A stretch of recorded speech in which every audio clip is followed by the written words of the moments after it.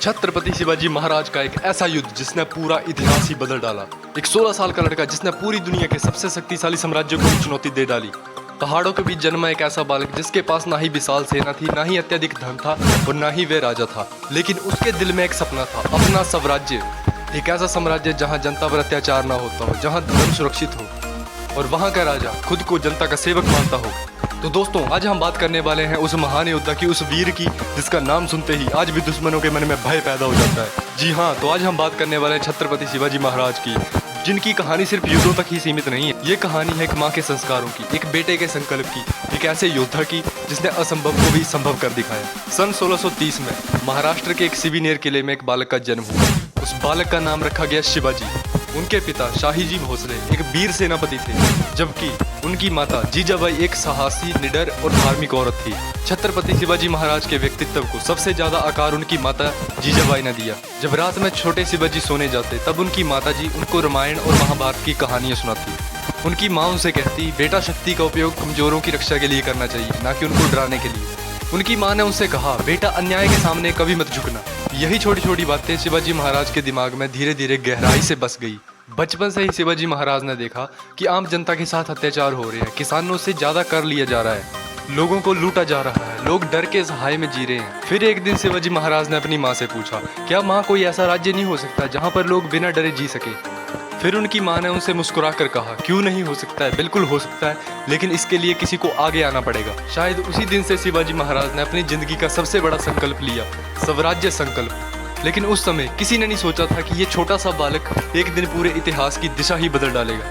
अब सबसे बड़ा सवाल ये था कि बिना बड़ी सेना के क्या कोई बड़ा राज्य बनाया जा सकता है? मुगलों के शक्तिशाली शासकों को चुनौती देना संभव था।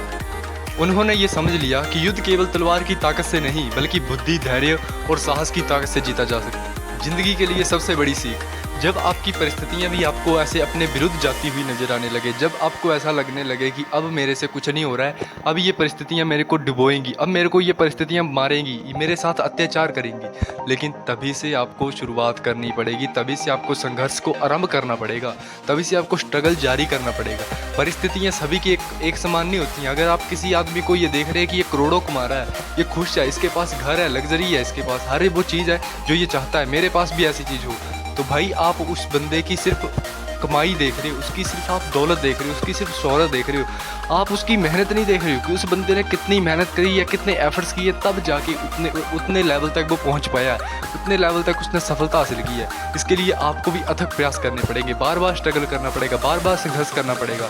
परिस्थितियाँ जब खराब हुई नजर आने लगे तब ये समझ लेना कि आपका अच्छा समय आने वाला है या आपकी मौत करीब है। जब आपको ऐसा लगने लगे कि सब कुछ बिखर रहा है, सब कुछ टूट रहा है, सब कुछ इधर उधर हो रहा है, तब ये दो बातें आएंगी आपके काम। आप पहले ये समझ लो कि जब परिस्थितियां आपके विरुद्ध जा रही हैं, बिल्कुल उल्टी जा रही हैं, कि सब आपका साथ छोड़ रहे हैं, जिसको आपने सबसे ज़्यादा चाहा वही आपका साथ छोड़ रहा है, तो इसका मतलब या तो आपकी मौत करीब है या आप सफलता के बहुत नज़दीक है। आपके पास दो ही ऑप्शन है। आपको कौन से वाला चाहिए, मौत चाहिए या सफलता चाहिए, ये आप पर डिपेंड करता है कि आपने स्ट्रगल किस हिसाब से किया है। आपने जैसी मेहनत की होगी वैसी आपको चीज़ मिलेगी। आप अगर किसी आदमी को ये देख रहे हैं कि वो आज करोड़ों कमा रहा है, कल को मैं भी कमाऊंगा, इसके लिए आपको एफर्ट्स करने पड़ेंगे, इसके लिए आपको संघर्ष करना पड़ेगा, अथक प्रयास करने पड़ेंगे। ये कहानी हमें यही सिखाती है कि जीवन में कभी हार मत मानो, अथक प्रयास करो, बार बार प्रयास करो, बार बार कोशिशें करो, क्योंकि जब तक आप बार बार कोशिश नहीं करोगे तब तक आपको अनुभव नहीं आएगा, और जब तक अनुभव नहीं आएगा तब तक आप उस काम में एक्सपर्ट नहीं हो पाओगे, और जब तक एक्सपर्ट नहीं होगे तब तक आपको सफलता मिलेगी नहीं। इसलिए आपको ये कहना चाहता हूँ मैं, ज़िंदगी में कभी हार मत मानो, ज़िंदगी में कभी गिव अप मत करो, क्योंकि जो आदमी बीच में छोड़ के आता है वो कायर होता है, उसको विरोधी बोलते हैं, वो कायर होता है एक किस्म से, क्योंकि जो युद्ध भूमि छोड़ के आएगा वो कायर होगा। चाहे वो हार ही रहा है, लेकिन वो बार बार प्रयास कर रहा है, वो बार बार अथक प्रयास कर रहा है, इसका मतलब उसमें क्षमता है, वो लड़ सकता है, उसके अंदर जुनून है।